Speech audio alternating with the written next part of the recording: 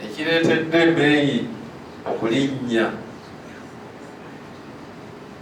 okusookera ddala olutalo oluli Russia ne Ukraine, kubanga ebintu ebikozesebwa mu bulimi bingi biva mu mafuta ate bingi biva mu bintu ebifaanizaako bwe bityo.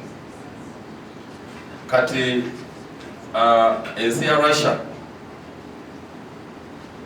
erina kinene nnyo, erina omukono munene nnyo mu bizinesi ezikwatagana n'olwensonga ekyo nekituleetera obuzibu mu katale ak'ebya amalagala ag'ebyabalimi n'ebigimusa. Ate si ekyo kyokka, n'ebbeeyi eya sabuuni n'ebbeeyi eya butto n'erinnya, naye lwansonga emu eyo, kubanga wano tulinawo abavudde mu Mukwano Industries.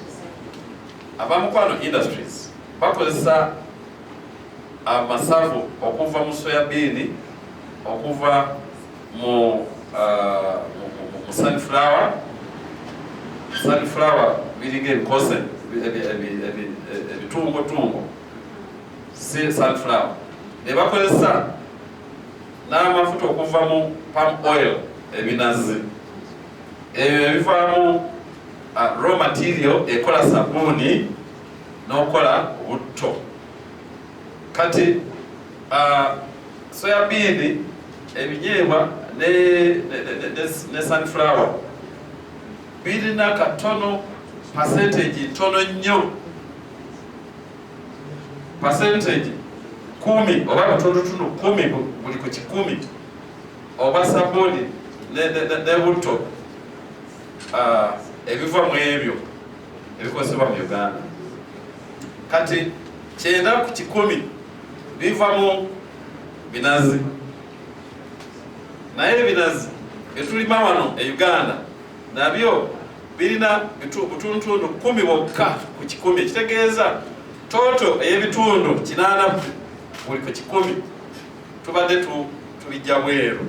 Crude oil owa palm oil nga tumujja bweru, naye kati tubadde tumujja mu nsi 2, ensi Malaysia, ensi Indonesia. Kati ensi ezo zasazeewo okulekeraawo okutusindikira ebintu ebyo, kubanga olw'embeera ey'olutalo demand ey'ebintu ebyo eri ewaabwe yalinnye. Kati bw'erinnya ekitegeeza nti tebateekwa kusindika eno ewaffe ewala. Kati eyo embeera ereese bbeeyi ey'ebintu ebyo okugenda waggulu, naye ffe nga gavumenti tetutudde tukola obutassa, tukola misana kiro okulabika nti embeera edda ku muteeko. Mpozi waliwo ekizibu ekirala nti eddagala lyetukozesa mu mulimu gwaffe ogw'obulimi bangi nnyo balijinjiridde. Eyo nayo nsonga newakubaddeyo omulimi taginokoddeeyo, nayo nsonga n'obuzibu obwo tubukolako nga minisitule, era twataddewo akakiiko okukola ku nsonga eyo. Tusuubira nga sawa nayonna akakiiko akajja tuwa report ejja okutulungamya okulabika nti eddagala, ebigimusa n'ebintu ebifaanako bwe bityo abadde babijinjirira balekera awo. Tukoze operations naye teziyambye nnyo, twagala kufunayo amagezi amalala. Ndowooza kizze bulungi.